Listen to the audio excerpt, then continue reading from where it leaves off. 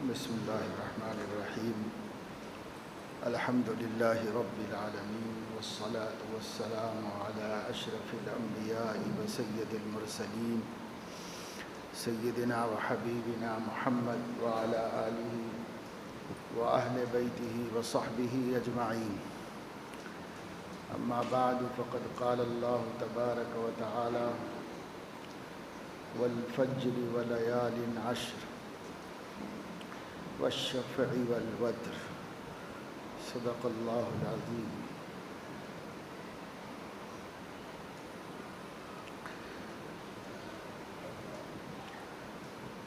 اسلامی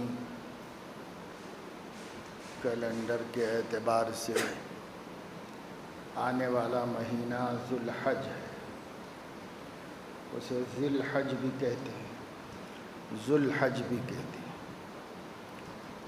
ذو اور ذی کے معنی عربی زبان میں والا کے، اور حج کو تو سب جانتے ہیں کہ ایک اہم اسلامی عبادت کا نام ہے۔ اس مہینے کو حج والا مہینہ کہا جاتا ہے، اس لیے کہ اسی مہینے کی 5 دنوں میں حج ادا کیا جاتا ہے، اور عرفات کا وقوف ذی الحج کی 9 تاریخ کو ہوتا ہے، اور 10 تاریخ کو قربانی، رمی، طواف کا وقت شروع ہو جاتا ہے۔ 11-12 تاریخ کو منا میں قیام کیا جاتا ہے، رمی جمرات کے واسطے۔ 13 تاریخ کو بھی اگر وہاں پر رہ جائیں تو 13 تاریخ کو بھی رمی کرنی ہوتی ہے۔ کل ملا کے 5 دن ہیں۔ 8 تاریخ کو ذی الحج کی بہتر ہے کہ حج کرنے والا منا میں پہنچ جائے اور وہاں ظہر کی نماز ادا کرنے کی کوشش کرے، کیونکہ حضور علیہ الصلاۃ نے ظہر کی نماز وہیں پر ادا فرمائی۔ تو 8 تاریخ کی ظہر، عصر، مغرب، عشاء اور 9 تاریخ کی فجر، یہ 5 نمازیں منا میں ادا کرے حاجی۔ عام طور سے نمازوں کا ذکر حدیثوں میں فجر سے نہیں ہوتا، ہم لوگ فجر سے عشاء تک اس کی ترتیب جانتے ہیں اور بتاتے ہیں، لیکن حدیثوں میں ظہر سے لے کے اگلے دن فجر تک جبرائیل علیہ السلام اوقات نماز بتانے کے لیے بھی اسی ترتیب سے آئے۔ پہلی مرتبہ بھی ظہر کی نماز سے لے کے فجر تک، پھر دوسرے دن بھی ظہر سے لے کے فجر تک۔ پہلی دفعہ ابتدائی وقت بتایا، دوسرے دن آخری وقت بتایا۔ تو اسی وجہ سے ظہر سے لے کر کے فجر تک 5 نمازیں منا میں حاجی ادا کرتا ہے، اور فجر کی نماز پڑھ کے اول وقت عرفات کے لیے نکلنے کی تیاری کرتا ہے اور نکل جاتا ہے۔ جتنی جلدی نماز فجر کے بعد جا سکے چلا جائے، تاکہ ذی الحج کی 9 تاریخ اس کی میدان عرفات میں گزر جائے۔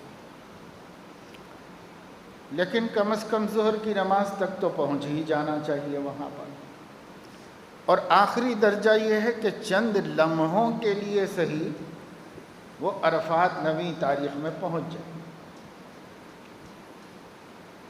پھر وہاں ظہر کی نماز پڑھے گا، عصر کی نماز پڑھے گا، 2 ہی نمازیں عرفات میں، ادا کی جاتی ہیں، اور مغرب کی نماز پڑھے بغیر غروب کا انتظار کر کے وہاں سے واپسی کا سفر شروع کر دے گا، عرفات سے واپس منی کی طرف آنا شروع کر دے گا۔ یہ مغرب کی نماز اس ایک دن کے لیے مشعر حرام پہنچنے تک مؤخر کر دی گئی، یعنی مزدلفہ میں پہنچ کر جس مقام کا نام مزدلفہ ہے، وہاں ایک پہاڑی ہے، اس کا نام مشعر حرام ہے۔ اس مشعر حرام کے دامن میں حضور علیہ السلام نے مزدلفہ کا وقوف فرمایا۔ وہاں پہنچ کر آج کی مغرب پڑھی جائے گی، چاہے کتنی رات ہو جائے، اس دن کے لیے مغرب کا وقت مؤخر کر دیا گیا ہے اللہ تعالیٰ کی طرف سے۔ اب مغرب پڑھ کر عشاء کی نماز پڑھے گا، اور یہ دو نمازیں وہاں جمع کر لی جائیں گی، کے بعد دیگرے پڑھیں گے، مغرب کی نماز اور پھر اس کے بعد عشاء کی نماز، اور صبح تک وہاں اللہ کا ذکر کرتے ہیں۔ فاذکروا اللہ عند المشعر الحرام واذکروہ کما ہداکم وَإِن كُنتُم مِّن قَبْلِهِ لَفِي ضَلَالٍ مُّبِينٍ۔ پہلے تم بڑی گمراہیوں میں تھے، پہلے تم یہاں آباء و اجداد کا تذکرہ کرتے تھے، یہاں اب اللہ کا ذکر کرو، اللہ کا ذکر کرو، اللہ کا ذکر کریں، آرام کریں صبح تک۔ صبح کی نماز مشعر حرام میں ادا کر کے مزدلفہ سے پھر منی کی طرف نکل پڑتے، اور منی میں آنے کے بعد وہ 10ویں تاریخ ذی الحج کی، اس 10ویں تاریخ میں رمی کرنا ہے جمرات میں، اور قربانی کرنا ہے، اور پھر حلق کرنا ہے۔ طواف زیارت بھی ممکن ہو سکے تو کر لے، اعلیٰ اور افضل 10ویں تاریخ کو کر لے گا۔ باقی اس کا وقت 12ویں تاریخ کی، جب تک قربانی کا وقت باقی ہے طواف کا وقت بھی باقی ہے، اس وقت تک کبھی بھی ادا کر لے سکتا ہے۔ اگر گیا مکہ مکرمہ کو تو واپس آ جائے گا، ان دنوں میں قیام رات کا منی ہی میں کرتا، اور ایک ایک کر کے ترتیب سے کام کر لے، اور اس طریقے سے 12ویں یا 13ویں ذی الحج کو اس کا عمل مکمل ہو جاتا ہے حج۔ کل ملا کے 5 دن ہیں جس میں حج کے اعمال و مناسک ادا کیے جاتے ہیں۔ یہ 5 دن اسی مہینے کے ہیں، ذی الحج کے مہینے کے، اس وجہ سے ہماری جنتری کے آخری مہینے کا نام ذو الحج ہے۔ عربی والے ذو الحج کہتے ہیں، ہم لوگ ذی الحج کہتے ہیں، لیکن عربی میں اپنے مقام کے حساب سے دونوں طرح بولا جاتا ہے، ذو ہو یا ذی ہو، اس کے معنی والا، اور ذو الحج حج کا حج والا مہینہ جس میں حج ادا کیا جاتا ہے۔ اب یہ مہینہ 1 یا 2 دن کے بعد آغاز ہوگا، تو اس مہینے کی فضیلت کے لیے یہی کیا کم ہے کہ وہ حج والا مہینہ ہے۔ حج بڑی اہم عبادت ہے، اسلام کا تکمیلی اور آخری رکن ہے، اور بڑی عاشقانہ عبادت ہے۔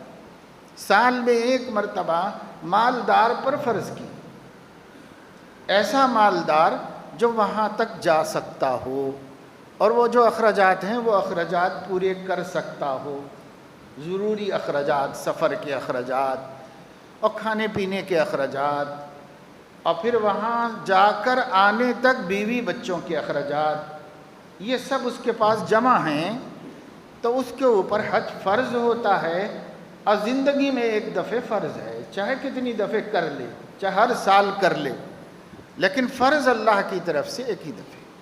صحابی نے پوچھا یا رسول اللہ افی کل عام، اور حضور علیہ السلام نے کہا لوگو اللہ نے تم پہ حج فرض کیا ہے، پس حج کرو۔ تو بارے خوشی کے ایک صحابی کہنے لگے افی کل عام، ہر سال؟ تو حضور علیہ السلام خاموش رہے. اب کافی دیر کے بعد فرمایا مجھ سے غیر ضروری سوالات مت کیا کرو. حج ایک پیارا عمل ہے، عاشقانہ عمل ہے، رب کو پسند ہے بندوں کا یہاں آنا اور یہاں یہ اعمال کرنا، یا دیوانہ وار اپنے رب کی تلاش میں یہاں سے وہاں وہاں سے وہاں گھومتا رہنا اور اس کے گھر کا طواف کرتے رہنا اور اس کا ذکر کرتے رہنا اور اس سے التجائیں اور دعائیں مانگتے رہنا اللہ کو بہت پسند ہے. اب بتاؤ کہ اگر اللہ تعالیٰ وحی نازل کر دیتا اور فرماتا ہاں ہر سال، تو پھر کتنی مشکل ہو جاتی. کیا ہر شخص کر سکتا ہے؟ اسلام کیا تمہارے اس جزیرے عرب ہی تک محدود ہے؟ کیا اسلام صرف تمہارے حجاز ہی تک محدود ہے؟ اسلام تو آگے بڑھے گا اور اللہ بڑھائیں گے اور اقطاع عالم میں پھیل جائے گا. مشرق سے مغرب تک، شمال سے جنوب تک اسلام پھیل جائے گا. تو تم سوچو کہ وہاں سے لوگ کیسے ہر سال آ سکتے ہیں؟ اگر اللہ فرض کر دے تو کتنی بڑی مشقت کا کام ہو جاتا ہے. اس لیے میں جو بات بتا دیا کروں اس کو لے لیا کرو اور اسے قبول کر لیا کرو، اور اس میں ایسے سوالات مت کرو کہ جواب مل جائے تو مشکل میں پڑ جاؤ. لا تسألوا عن اشیاء ان تبد لکم تسؤکم. میں بھی چاہتا ہوں کہ حج ہر سال ہو. ایسا پیارا عمل کیوں نہ سب پر فرض کر دیا جائے. اللہ بھی چاہتے ہیں کہ بندے میرے جمع ہوں اور ضرور اس سے فائدہ اٹھائیں. کیوں؟ اس واسطے کہ لوگ جب عرفات کے میدان میں ہوتے ہیں اور تمام حجاج بیک وقت ایک ہی سرزمین پر جمع رہتے ہیں، دنیا بھر سے آئے ہوئے کالے پیلے، ہر علاقے کے، ہر ملک کے، ہر رنگ کے، ہر زبان کے، ہر تہذیب کے لوگ یہاں موجود ہوتے ہیں، پر ایک ہی لباس میں ہوتے ہیں، ایک ہی دین والے ہوتے ہیں، ایک ہی عقیدے والے ہوتے ہیں اور ایک ہی کام کرتے ہیں. یعنی اللہ کی توحید کے گن گاتے ہیں اور اللہ تعالیٰ کی یکتا و یگانہ ہونے کی گواہی دیتے ہیں. تو اللہ پاک کو کتنا اچھا لگتا ہے. تو اس دن اللہ رب العزت کا عام معافی کا اعلان ہو جاتا ہے. اللہ تعالیٰ اہل عرفات کے لیے فرماتے ہیں میں نے سب کی بخشش کر. جب حضور علیہ السلام عرفات میں تھے تو ایک دن ایک مرتبہ اچانک ہنس پڑے. صحابہ نے پوچھا یا رسول اللہ ہمارے ماں باپ آپ پر قربان، کس چیز نے آپ کو خوش کر دیا؟ وہ خوشی ہمیں بھی بانٹ دیجیے. حضور علیہ السلام نے فرمایا ابھی اللہ پاک نے اپنے بندوں پر نظر فرمائی اور سب کو بخش دیا، سب کو معاف کر دیا. تو میں ابلیس کو دیکھ رہا ہوں کہ وہ 2 ہاتھوں سے مٹی اٹھا کے اپنے بالوں میں، سر میں ڈال رہا ہے اور اپنے آپ کو بد دعا کر رہا ہے، واویلا کر رہا ہے کہ لو بھائی زندگی بھر کی محنت سے گمراہ کرتا ہوں اور یہاں سب پاک صاف، قصہ ختم، میری محنت تو گئی پانی میں. تو مایوس ہو کر نامرادی پر اپنے آپ کو ویل کر رہا ہے، واویلا کر رہا ہے، برا بھلا کہہ رہا ہے. اتنا وہ دن خوشی کا ہوتا ہے ایمان والوں کے لیے، اور جتنا مومنین کی خوشی کا دن ہوتا ہے اتنا ہی غم کا دن ہوتا ہے ابلیس اور اس کے پرستاروں کے لیے. تو ایسا دن ہر سال کیوں نہ فرض کیا جائے، پر ہم پر بندگی فرض کرنے والا ہمارا رب ہمیں مشقت میں ڈالنا نہیں چاہتا، اس لیے زندگی میں ایک دفعہ فرض کیا. اللہ تمہیں دے پیسہ تو ایک دفعہ تو یہ شرف حاصل کرو، اس سے محروم مت ہو جاؤ. وہ عمل ہے کہ جس عمل سے فراغت کے بعد جب تم گھر کی طرف لوٹتے ہو تو اس حال میں لوٹتے ہو کَیَوْمٍ وَلَدَتْهُ أُمُّهُ. جب اس کی ماں نے اسے جنا تھا تو جتنا بے قصور معصوم و پاکیزہ تھا، حج کر کے ایسا ہی نکل کے واپس آ رہا ہے وہاں سے. اب اگر اپنی شامت سے اپنے آپ کو پھر خراب کر لے، گندا کر لے تو اور بات ہے. ماں نے تو اپنی شفقت و مہربانی سے نہلا دھلا کے پاک صاف کر کے کپڑے پہنا کے خوشبو لگا کے اسنو پاؤڈر سے سجا کے تمہیں پھر سے جھولے میں ڈال دیا ہے، لیکن اب اگر پھر گندگی کر لو تو وہ الگ بات ہے، لیکن ابھی تو پاک کر دیے گئے، بالکل صاف ستھرے کر دیے گئے اللہ تعالیٰ کی طرف سے۔ یہ سب عمل چونکہ آنے والے مہینے میں رکھا گیا ہے، اور اس سال بھی اللہ کے کچھ خوش قسمت بندے اس عمل کو کریں گے۔ دنیا بھر سے تو لوگ پہنچ نہیں پا رہے ہیں، حالات نے روک دیا اور مجبور کر دیا، لیکن وہاں کی حکومت نے اپنے ملک کے باشندگان کو مقامی اور غیر مقامی کی تفریق کے بغیر اجازت دی ہے، کچھ قواعد ضوابط کے ساتھ۔ اور چونکہ وہاں دنیا بھر کے مختلف ملکوں کے مسلمان ہیں تو انشاءاللہ نمائندگی تو سارے عالم کی وہاں پر ہو ہی جائے گی، اگرچہ کہ لوگ نہیں جا سکیں گے، ہر ملک کا ایک آدھ نمائندہ تو انشاءاللہ ضرور شریک ہو جائے گا اس میں، اور وہ نمائندہ باقی سارے چاہنے والوں کے لیے اور تڑپنے والوں کے لیے بخشش کا سبب بن جائے گا۔ بعض بزرگوں کے احوال میں ہے کہ انہوں نے دیکھا عرفات کے میدان میں کہ اللہ رب العزت نے چند لوگوں کی ان میں سے بخشش فرما کر حج قبول کر لیا ہے۔ بخشش تو اللہ سب کی کرنے کا وعدہ کیے ہیں، کر رہے، قبولیت کا مقام کچھ بندوں کے حج کو حاصل ہوا جنہوں نے اس کی عشق و محبت کا حق ادا کیا، اللہ نے ان کا قبول کر لیا۔ انہوں نے عرض کیا کہ پاک پروردگار اتنی قربانیاں دے کر اتنے خرچے کر کے، اور اس زمانے کا سفر، پہلے زمانے کا تو تصور بھی آج نہیں کر سکتے، پھر یہ بندوں کا قبول تو نہیں ہوا، اگرچہ کہ آپ نے معاف کر دیا، بخشش کر دی، پر عمل قبول نہیں ہوا، آپ کی شان کے لائق نہیں ہو سکا، تو یہ کتنی محرومی کی بات۔ اللہ پاک نے فرمایا کہ بھائی جن لوگوں کا میں نے قبول کر لیا ہے وہ انہی کے ساتھ آئے ہیں اور انہی کے ساتھ موجود ہیں، اور ان کی برکت سے جو اس لائق نہیں ان کا بھی قبول کر لیا۔ تو کچھ بندے قبولیت کی شان پیدا کر پاتے ہیں، لیکن ایسی قبولیت کہ اس کے صدقے میں اللہ رب العزت بقیہ نامقبول لوگوں کا بھی عمل مقبول فرما لیتا ہے۔ یہی تو صحبت کی برکت ہے، اور یہی تو آدمی کو، آپ دیکھتے ہیں کہ ایک گاڑی حیدرآباد اسٹیشن سے دلی کے لیے جا رہی ہے، لیکن جتنے ڈبے ہیں وہ سب کے سب دلی پہنچ رہے ہیں اسی رفتار سے اور اسی شان سے، پر اس میں سے کوئی اے سی کوچ ہے، کوئی فرسٹ کلاس ہے، کوئی سیکنڈ کلاس ہے، کوئی جنرل بوگی ہے، کوئی بہت خوبصورت اور نرم اور آرام دہ ہے جس میں دھکا بھی نہیں لگ رہا ہے، اور کوئی ایسا ڈبہ بھی لگا ہوا ہے جس میں اچھلتے کودتے گرتے پڑتے لوگ سفر کر رہے ہیں، پر سب ایک ساتھ ایک منزل پہ پہنچ رہے ہیں، کیونکہ انجن سے سب جڑے ہوئے ہیں۔ اسی طریقے سے ہم بندے کون کس مرتبے کا ہوگا، لیکن ایمان والا ہے اور اپنے رب سے اپنا رشتہ توحید جوڑا ہوا ہے اور اپنے نبی سے نبوت کا رشتہ جوڑا ہوا ہے، جیسا تیسا ہوگا انشاءاللہ منزل مقصود کو پہنچے گا۔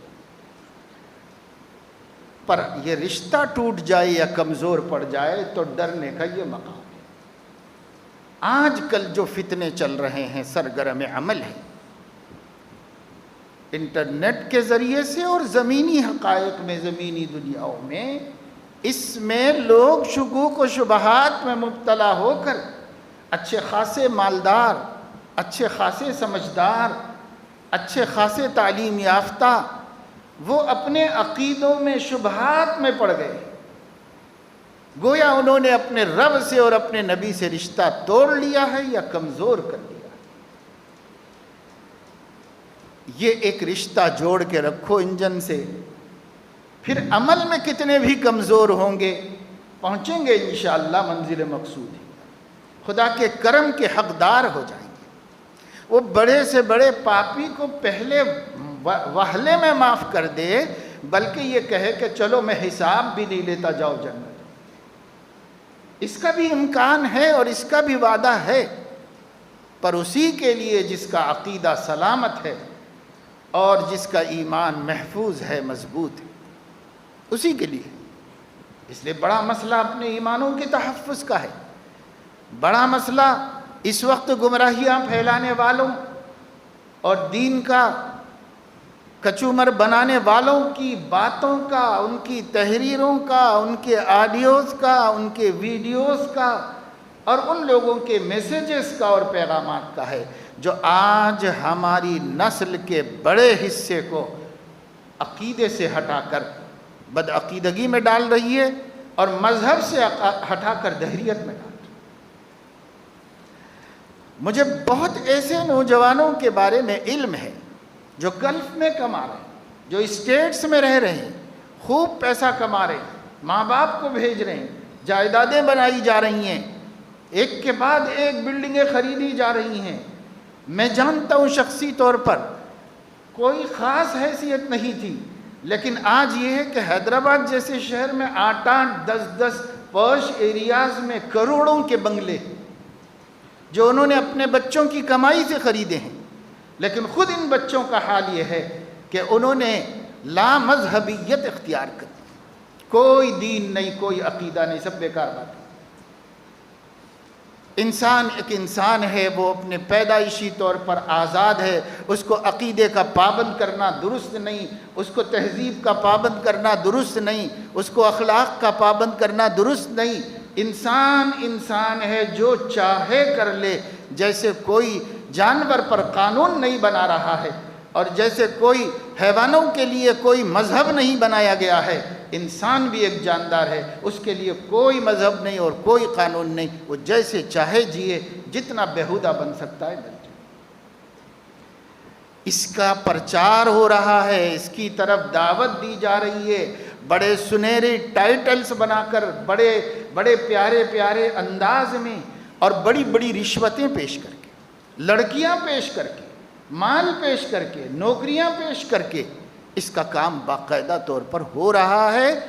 اور مجھے بہت سے شخصی طور پر وہ لوگ معلوم ہیں جو اچھے خاصے مسلم گھرانے کے ہیں، انہوں نے اس تحریک سے اپنے کو جوڑ لیا ہے، اس تحریک سے اپنے کو جوڑ لیا ہے۔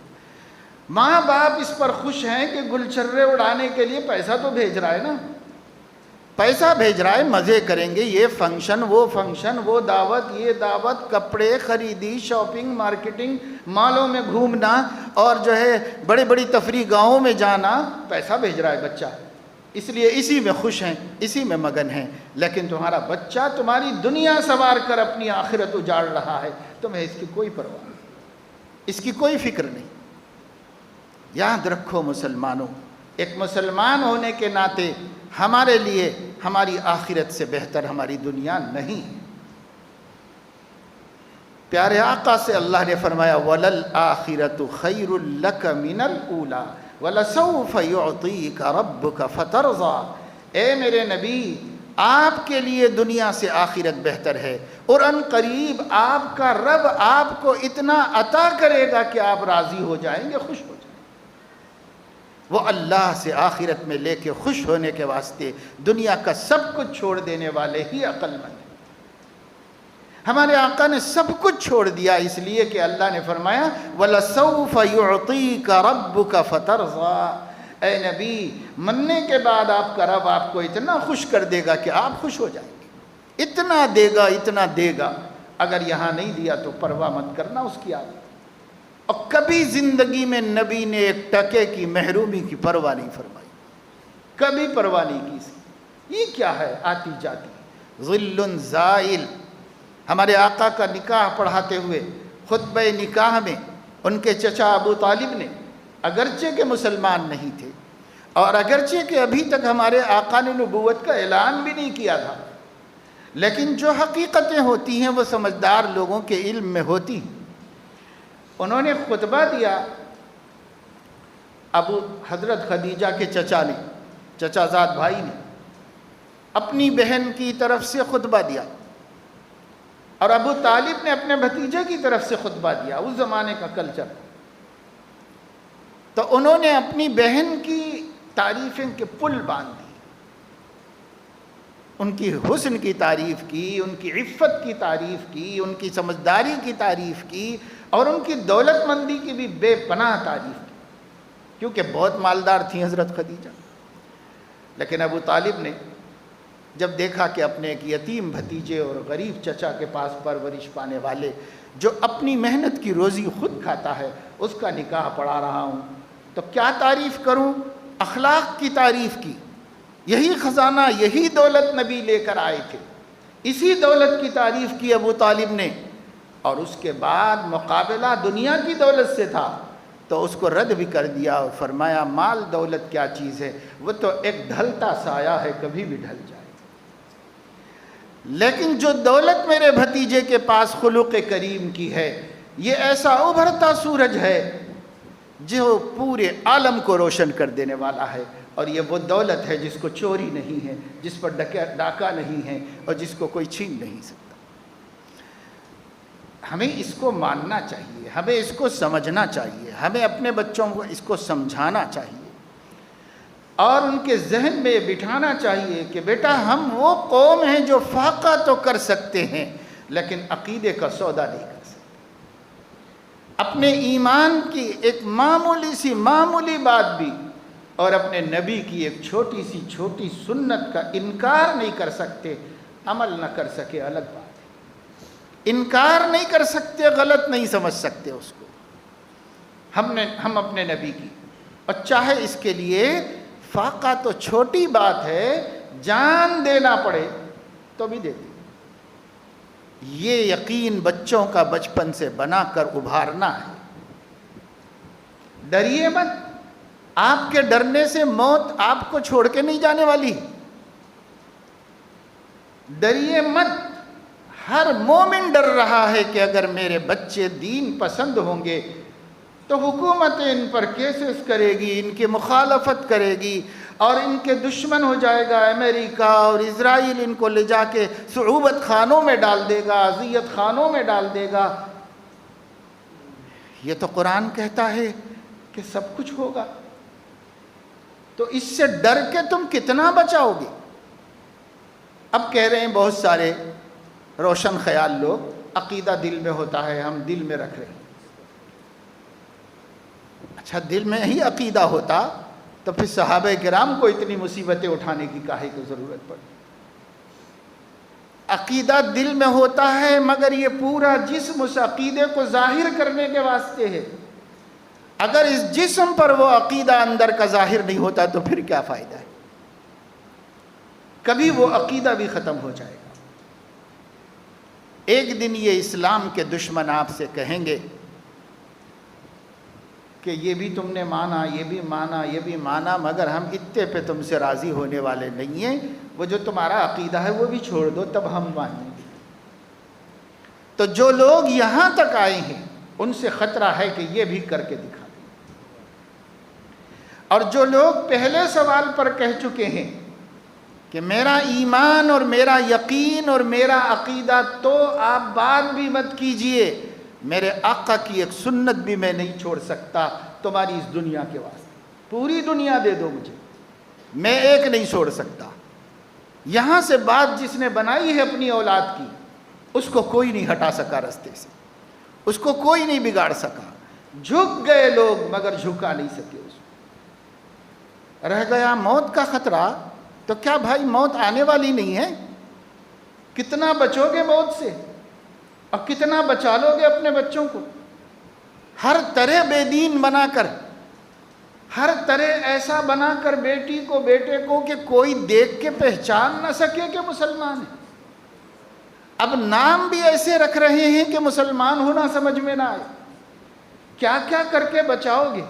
اتنا سب کر کے بھی اللہ فرما رہا ہے اینما تکونوا یدرککم الموت ولو کنتم فی بروج مشیدہ۔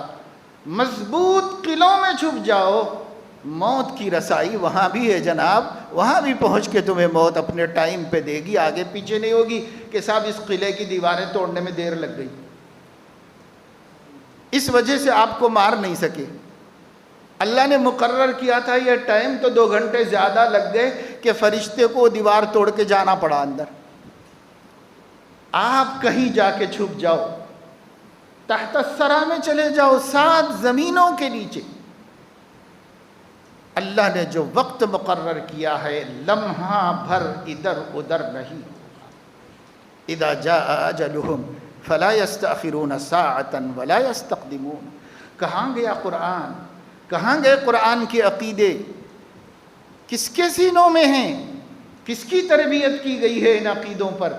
ہم تو اپنے بچوں کی نہیں کرنا چاہتے، اس وقت سے کہ اگر ہمارے بچے ذرا دین پسند نظر آئیں گے تو انہیں ٹیررسٹ کہہ دیا جائے گا۔ کیا حضور علیہ السلام کو صابئی نہیں کہا گیا؟ امام الانبیاء محبوب خدا کو مکے والوں نے صابئی کہا، یعنی ٹیررسٹ کہا، بددین کہا، اور گمراہ کہا، جادوگر کہا، کاہن کہا، اور شاعر کہا، اور کیا کیا تہمتیں لگائی گئیں اس محسن انسانیت اور رحمت عالم صلی اللہ علیہ وسلم پر۔ کیا وہ بدکے؟ کیا وہ گھبرائے؟ کیا وہ پیچھے ہٹے؟ وہ تو خیر بہت بڑے ہیں، ان کے غلاموں نے کبھی ایک قدم پیچھے ہٹایا؟ ایک بال کے برابر اپنے عقیدے سے منحرف ہوئے؟ پڑھ رہے ہیں صحابہ کو نہیں پڑھنے تیار، ہم نبی کو پڑھنے تیار نہیں، فرصت نہیں ہے، ٹائم نہیں ہے، بچہ بہت اسٹڈی کر رہا ہے، بچہ بہت بڑا ایگزام دے رہا ہے، بہت بڑا امتحان ہے، اس کو بہت پڑھنا پڑتا ہے، اس لیے بیٹے ادھر ادھر مت جاؤ، نماز میں آدھا گھنٹہ چلا جائے گا، تم اسٹڈی کر لو، تمہارا بہت اہم ایگزام ہے۔ یہ ہو رہا ہے، یہ ہے ہمارا ایمان، یہ ہے ہمارا دین۔ بہرحال اللہ پاک ہمیں بس سمجھ دے دین کی، اور جو کچھ اس وقت دنیا میں ہمت ہارنے کی باتیں ہو رہی ہیں، یہ ہمت ہارنے کی باتیں خدا کرے کہ ختم ہو جائیں، اور ہر مومن حوصلہ مند ہو، ہر مومن خدا تعالیٰ کی قدرت پر عقیدہ رکھتا ہو، اور یہ سمجھ سکتا ہو کہ اگر میری موت نہیں ہے تو دنیا کی کوئی سپر پاور میرا ایک بال ٹیڑھا نہیں کر سکتی، اور اگر میری موت ہے تو دنیا کی کوئی طاقت مہربان ہو کر مجھے بچا نہیں سکتی۔ سب کچھ میرے رب کی قدرت میں ہے، میں اپنے رب کا وفادار رہوں گا، اور میرا رب جب وفادار مانے گا جب میں اس کے حبیب کا وفادار ہوں۔ اس لیے مجھے میرے نبی کے ساتھ جینا ہے، مجھے میرے نبی کی دعوت پر جینا ہے، مجھے میرے نبی کی سنت پر جینا ہے، مجھے میرے نبی کی جیسی زندگی قبول کر کے زندگی گزارنی ہے۔ دنیا اپنے بھلے سے خوش ہوتی ہے یا اپنے بلا سے ناراض ہوتی ہے، مجھے کیا اس سے لینا دینا؟ خوش ہو یا ناراض ہو، ہمیں کیا کرنا ہے؟ ہم تو نئی ٹس سے مس ہونے والے ہیں۔ آج یہ بات گمراہ عقیدے والوں میں تو پیدا ہو رہی ہے، سچے عقیدے والوں میں سے گھٹتی جا رہی ہے، ختم ہوتی جا رہی ہے، ہم لوگوں میں سے ختم ہو رہی ہے۔ اور جن کا عقیدہ نہیں ہے، اور جو اپنے دین دھرم کے ساتھ جہنم میں جانے والے ہیں، اگر توبہ نہ کرے، ان میں مضبوطی پختگی آ رہی ہے، اور ہمارے اندر بزدلی آ رہی ہے، ہمارے اندر بے ہمتی آ رہی ہے، ڈر خوف پیدا ہو گیا ہے۔ یہ مخلوق کا خوف یاد رکھو عذاب الہی ہے۔ جس قوم سے اللہ ناراض ہے اس قوم کے دلوں میں مخلوق کا ڈر ڈال دیتا ہے اللہ۔ یہ مخلوق کا ڈر ہمارے دلوں میں آ رہا ہے، اللہ سے نہیں ڈرتے جو سب سے بڑی قدرت والا ہے، مخلوق سے ڈرتے ہیں جو اللہ کے سامنے مچھر کے برابر بھی نہیں، ان سے ہم ڈرتے ہیں۔ یہ ڈر نکالو، اس ڈر کو پیدا کرو۔ بہرحال آنے والا مہینہ بڑی عزت کا مہینہ ہے، بڑی برکت کا مہینہ ہے۔ آپ ہم سب اس بات کا ارادہ کریں کہ اس آنے والے مہینے کے ایک ایک لمحے کی قدر کریں گے، خصوصاً شروع کے 10 دن۔ شروع کے 10 دن 9 دن 9 دن عرب جو ہیں وہ کسر کو چھوڑ دیتے ہیں، 9 کو بھی عشرہ کہتے ہیں۔ عشر کہتے ہیں، 9 کو بھی 10 ہی کہتے ہیں، ایک عشر۔ بخاری میں حدیث ہے، اللہ کے نبی صلی اللہ علیہ وسلم نے فرمایا پورے سال میں کوئی دن ایسا نہیں ہے جس میں عبادت کرنا اللہ کو اتنا زیادہ محبوب ہو جتنا کہ ذی الحج کے پہلے عشرے میں اللہ کو محبوب۔ اس حدیث کو روایت کر کے امام احمد نے مسند میں اس سے آگے حضور علیہ السلام کا یہ ارشاد بھی نقل کیا ہے، فَأَكْثِرُوا بِالتَّهْلِيلِ وَالتَّسْبِيحِ وَالتَّحْمِيدِ۔ جب ایسا ہے تو نماز روزہ تو ہر وقت کرنا ہے، سال بھر کرنا ہے۔ اللہ کو اچھے اعمال ان دنوں میں بہت پسند ہے، تو کیا کرو تم لوگ؟ لا الہ الا اللہ کی کثرت کرو، سبحان اللہ کی کثرت کرو، الحمدللہ کی کثرت کرو، اللہ اکبر کی کثرت کرو۔ اس عشرے میں خوب اللہ کا ذکر کرو۔ نماز روزہ تو نماز تو بہرحال پڑھنا ہی پڑھنا ہے، نماز ایک ایسا فریضہ ہے جو کبھی بھی ساقط نہیں، لیکن ان مبارک دنوں میں نفل اعمال اللہ کو بہت محبوب ہیں، تو نفلیں بھی پڑھو، نفل روزہ بھی رکھو۔ ترمذی شریف میں حدیث ہے کہ اللہ کے نبی صلی اللہ علیہ وسلم نے فرمایا جو شخص ذی الحج کے شروع کے 9 دنوں کا روزہ رکھے، ہر روزہ 1 سال کے روزوں کے برابر ہے، اور ان 9 راتوں میں سے ہر رات کی عبادت شب قدر کے برابر درجہ ہے۔ تو ایسا مبارک سیزن آ رہا ہے، جیسے ذی الحج کا چاند نظر آئے گا، ہر رات شب قدر کی طرح ہے، راتوں میں کچھ عبادت کا اہتمام کر لیجیے، اور دن میں جتنا ہو سکا روزہ رکھ لیجیے۔ 9 دن کنٹینیو نبی پاک صلی اللہ علیہ وسلم نے تو نہیں رکھے، لیکن چھوڑ چھوڑ کر کے روزے رکھے ہیں اور اسے پسند کیا ہے۔ اس لیے بعد کے لوگوں نے بڑے اہتمام سے 9 روزے بھی رکھ لیے، کیونکہ بھئی ہم تو محتاج بہت زیادہ ہیں، جب حضور نے فضیلت بتائی تو کیوں چھوڑیں؟ ہر روزہ 1 سال کے برابر ہے تو کیوں چھوڑیں؟ ہم تو بہت محتاج ہیں ثواب کے۔ اس لیے روزے رکھنے کا اہتمام کر لیا جائے، راتوں میں عبادت کا اہتمام کر لیا جائے۔ پھر جو 10ویں تاریخ ہے وہ عید ہے، قربانی کی عید ہے، اس کی اپنی فضیلت ہے بہت زیادہ۔ اور پھر 10ویں تاریخ کی جو رات ہے جو اس سے پہلے آئے گی، عرفے کے روزے کے بعد، عرفہ 9 دن کا، 9ویں تاریخ کا روزہ ہے، اس کے بعد جو رات ہے وہ عید کی رات ہے، یوم النحر کی رات ہے پہلی، اور ایام نحر 3 دن ہے، 10، 11، 12، اس کی بڑی فضیلتیں ہیں۔ پھر 9 تاریخ سے لے کر کے 13 تاریخ کی عصر تک ایام تشریق ہیں، اور تشریق عربی زبان کا لفظ ہے جس کے معنی ہے گوشت کے پارچے بنا کر سکھانا۔